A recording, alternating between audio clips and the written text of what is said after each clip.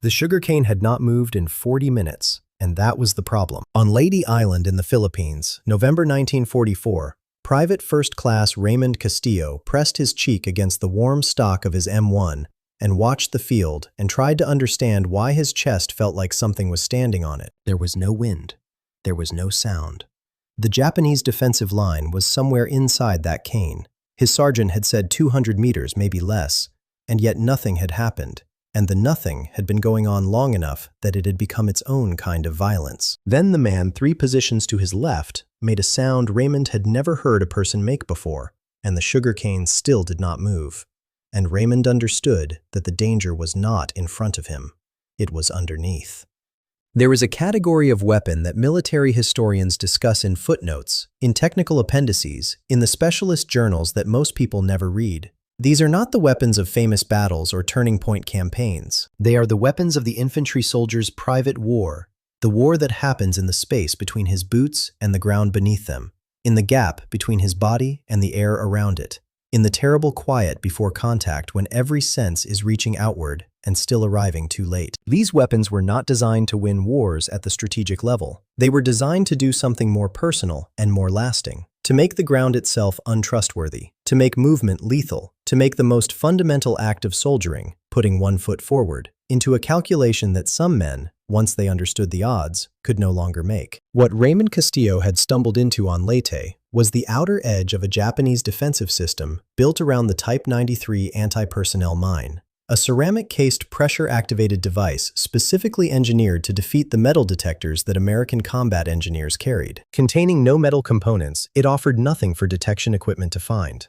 It sat in the earth like a secret and waited for weight. The Japanese defensive doctrine on Pacific Islands in the war's final phase integrated these mines not as barriers, but as psychological architecture, not to stop American advances entirely, but to convert every meter of ground into a question that could only be answered by stepping on it. This is the story of the weapons the textbooks overlooked, the ones that didn't appear in the newsreels, the ones that changed not just battles, but the interior lives of the men who survived encountering them. To understand the Type 93 ceramic mine, you have to understand the strategic situation Japan found itself in by 1943. American industrial capacity had made a direct material contest unwinnable. The Imperial Japanese Army could not match the volume of American equipment, could not replace ships and aircraft and vehicles at anything approaching Allied rates, and could not sustain offensive operations across the vast Pacific distances. What it could do, what its military planners chose to do, was make the cost of each island so high, so intimate, and so psychologically corrosive that the American public might lose the appetite for the campaign before the Japanese home islands were reached. The ceramic mine was one instrument of this doctrine.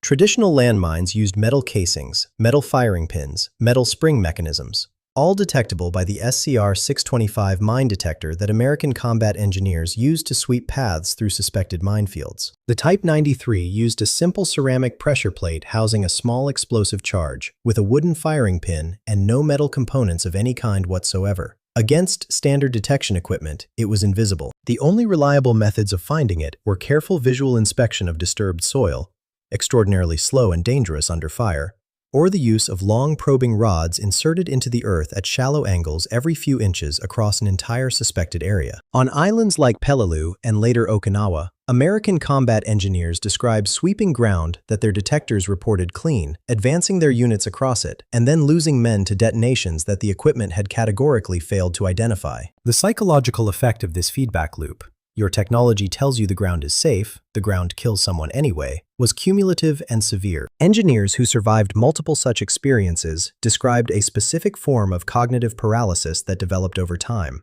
An inability to trust any cleared ground, a tendency to freeze before stepping even on surfaces they had personally swept, a persistent sense that the earth had become an active participant in the fighting, rather than a neutral surface to move across. This is what the mine's designers understood that casualty statistics do not capture. A mine that kills one soldier and psychologically immobilizes 10 others has a combat effectiveness that its physical destructiveness dramatically understates. Sergeant Walter Ehlers was 23 years old, broad-shouldered, and by June 1944 had already developed the kind of battlefield instinct that cannot be trained, the instinct that registers danger before the mind has processed it, that moves the body before the decision is made. On June 9th and 10th, 1944, near Gauville in Normandy, France, Ehlers performed the series of actions that would earn him the Medal of Honor, leading his squad through withering fire, repeatedly exposing himself to draw enemy attention away from his men, recovering wounded soldiers under direct fire. He was, by any measure, among the most capable infantry soldiers the United States Army put into France. Even Walter Ehlers could be stopped by what the German infantry carried in their hands in Normandy,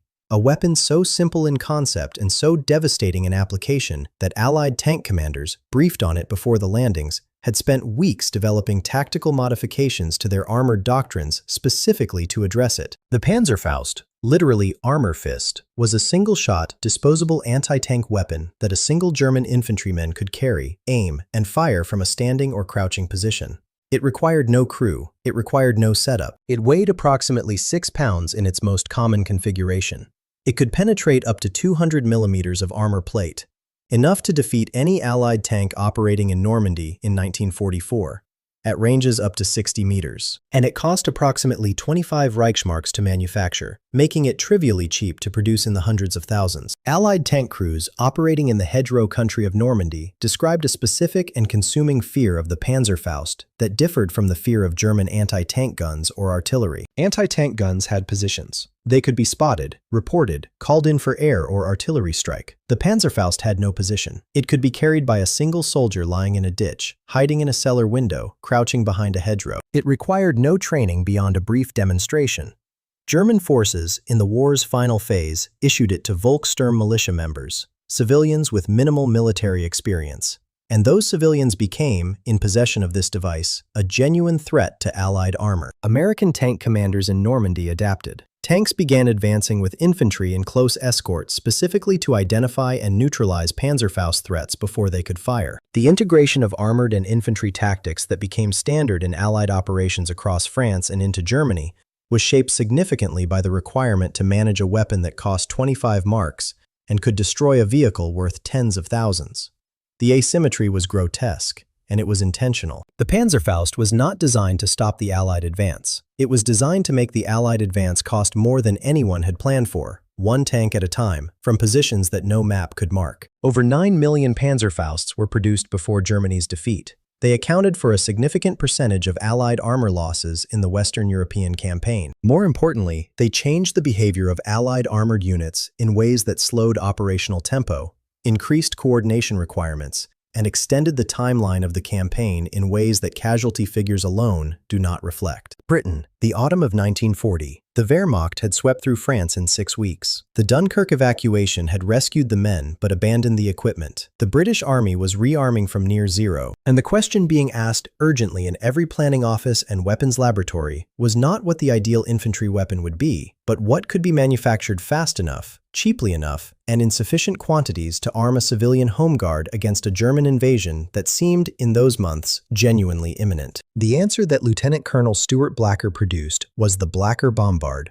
officially designated the 29mm spigot mortar, a weapons design so unconventional that trained soldiers who first encountered it struggled to understand how it functioned. It had no barrel in the conventional sense. Instead, a steel rod protruded from a mounting assembly, and the bomb was placed over the rod, with the rod inserting into the tail of the projectile, which contained the propellant charge. When fired, the bomb blew itself off the rod and traveled to the target. The mechanism looked, to eyes accustomed to conventional weapons, less like a mortar and more like something assembled in a workshop from available materials, which is essentially what it was. It was issued to the British Home Guard in significant numbers, over 18,000 units eventually produced, and it was capable, in the right circumstances, of disabling light armored vehicles and infantry positions at ranges up to 100 meters. Against the heavy armor Germany had deployed in France, it would have been largely insufficient. But against the lighter vehicles that would have led an invasion, against infantry in the streets of English towns, it represented exactly what its designers intended: the capacity to make a German soldier uncertain about what was in the hands of the person standing in front of a chemist's shop or a village post office. The Blacker Bombard's significance is not what it would have achieved in combat, which was likely modest. Its significance is what it represented in the psychology of deterrence. The specific message sent by a weapon distributed to farmers and shopkeepers and retired railway workers, that the cost of invasion would be paid in granular, street-by-street, doorstep by doorstep increments, by every person holding one of these ugly, improvised, entirely sincere instruments. The German invasion of Britain never came. The reasons are multiple and complex, but among them, at some level, is the calculation made in German planning rooms about what 18,000 Blacker bombards in the hands of 1.5 million Home Guard volunteers meant for the timeline and cost of what had seemed, from the beaches of occupied France, like a straightforward military operation. Raymond Castillo was evacuated from Leyte with a leg wound in December 1944. He returned to his family in San Antonio, Texas in the summer of 1945, and for reasons his children later described as simply being who he was, he never discussed what happened in the sugarcane field. He worked at a hardware store for 31 years. He was, by all accounts, a quiet man, not damaged in the way the word is sometimes used, but deliberate, careful. A man who, when he walked into a room, noted the exits before he noted anything else. The weapons in this story shaped men in ways that have no entry in the after-action reports.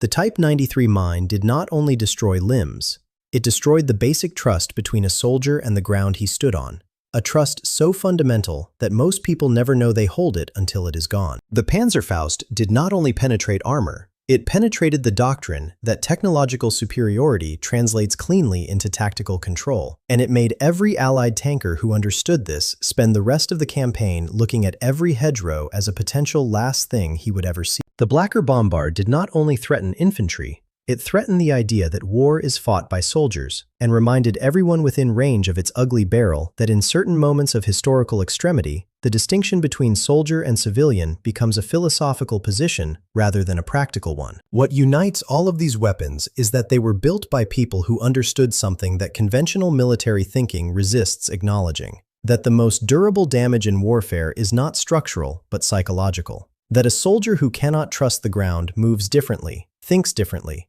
leads differently. That an armored crew who cannot identify the threat cannot advance with the confidence that speed requires. That a civilian population who is visibly armed communicates something to an enemy that no communique from a general can quite replicate. The history of infantry weapons is, ultimately, the history of how human beings keep finding new ways to make other human beings afraid. Not abstractly afraid, in the way that distant artillery produces fear, but immediately, personally, specifically afraid.